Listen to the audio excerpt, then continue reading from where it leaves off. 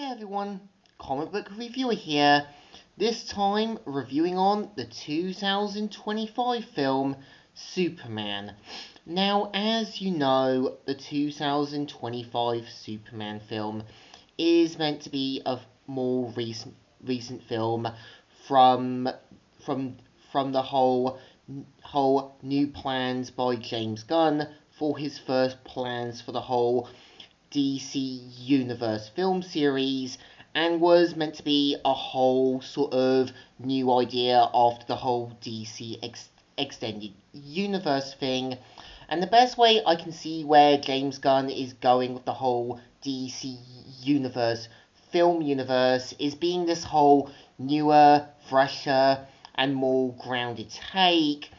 And I think after sitting down to watch the 2025 Superman film, I can definitely see what he's trying to do a bit here with this version of Superman. So the premise of the film is meant to follow Superman after stopping the nation of Bolivia from invading their sort of neighbouring country. We kind of see how the whole United Nations as well as Lex Luthor want to find any ways to stop Superman. The only difference is the government are a bit more cautious of Superman and a bit more about the metahumans, while Lex Luthor, on the other hand, wants to find any tactic he can to try and kind of prove himself better than Superman.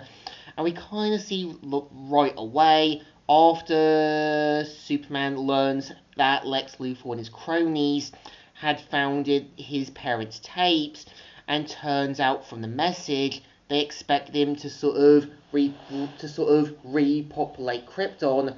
We kind of see how the people around Superman are now fearful of him or unable to see him in a positive light. And I can kind of see the whole point of what the film is trying to say, is trying to prove that you're not this negative image and you're not the dark roots of what your family are.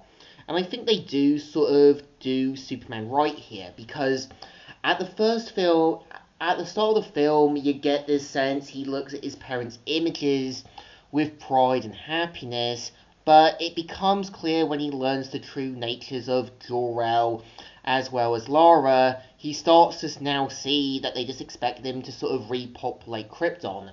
And this has happened before with the 1980s comics Man of Steel, where obviously Jor-El as well as Lara viewed Earth a lot differently from other DC media. And I think they also do a good job here showing how Lex Luthor is petty, childish, and in a way is meant to be a dark foil to Clark. Like, obviously Clark has his sort of Superman robots to help keep the Fortress of Solitude stable, but treats them like friends and allies. When Lex Luthor is in his sort of office, he treats his co-workers and that more like robots and more like labour bees. And I kind of think the whole point of the film is meant to show us what obviously the whole starting point to the Justice League is going to be obviously called the Justice Gang. And I think for the most part they do a good job setting up to what the characters need to be. Like Nathan Fillion being this much older Guy Gardner, who's meant to be a bit cocky and brash, and I think fits the personality well. I do admit it's a shame that I think Isabella Merced was given the role of Hot Girl. I think her personality would have fit better for Jessica Cruz. She really screamed the part, and you can really get a sense she has to play this more non-nonsense version of Hot Girl here, which she does fairly right. And I can kind of see the whole point of the film is trying to take a break away from being this more grounded version like Man of Steel was, and a more straightforward Superman film. And at least it is trying to do what I think James Gunn needs to do for a Superman film. It is meant to obviously show Clark in the end having to kind of put the past of his Kryptonian heritage behind him, and the ending of the film shows him kind of accepting the positive roots of his family. Like, obviously, the whole point of Jonathan and Martha Kent was meant to help Clark understand, be more responsible, help be this symbol of hope the world needed to be. And I think we've all had that one parent who expected us to be responsible. They knew deep down we were meant to kind of realise our mistakes or question our actions. And I think, to me at least, I can see where James Gunn is taking the first steps with his whole DC Universe movie idea.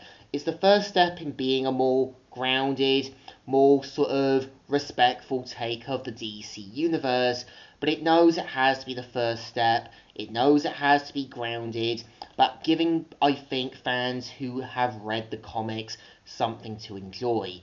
So I think the film definitely deserves a thumbs in the middle.